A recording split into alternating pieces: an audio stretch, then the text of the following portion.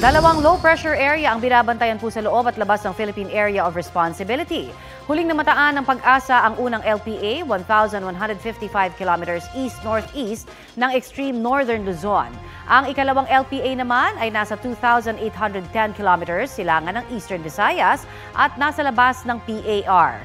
Wala pang direktang epekto sa lagay ng ating panahon ang mga nasabing LPA, pero may tsansa ang mga ito na maging bagyo. Mababa naman ang posibilidad ng mga nabanggit na LPA na mag-landfall sa bansa. Sa ngayon, hanging habagat ang magpapaulan muli sa malaking bahagi ng Luzon. Sa mga susunod na oras, uulanin po ang halos buong northern at central Luzon base sa rainfall forecast ng Metro Weather. Posible ang heavy to intense rains na maaring magdulot ng baha o landslide.